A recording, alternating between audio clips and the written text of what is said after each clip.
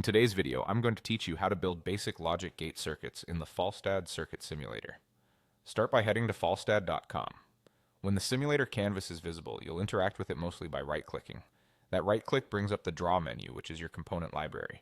Think of it as the toolbox for everything you'll place in the circuit.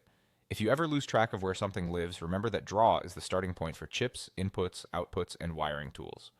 Next, choose your logic gate. From the Draw menu, navigate to Digital Chips. Here you'll find standard gates like NAND, NOR, AND, or NOT, and XOR. Pick the one you want to experiment with.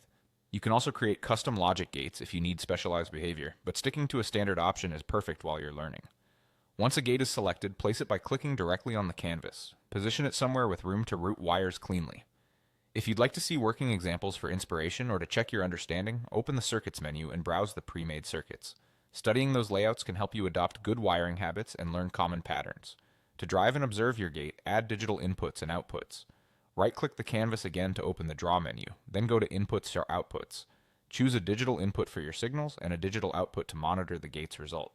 Place the inputs near the gate's input pins and the output near its output pins so your connections stay tidy.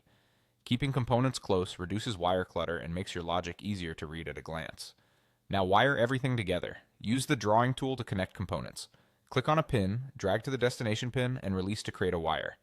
Wires will snap to pins when you're close, which helps avoid floating connections. If a line doesn't attach, try dragging again until it snaps into place. Route wires with short direct paths and avoid unnecessary crossings to keep the circuit clear. Finally, if you need to adjust anything, right-click a component and choose Edit. This is where you can modify available properties such as labels or configuration options to keep your design organized and meaningful. When you're done, take a moment to check the layout.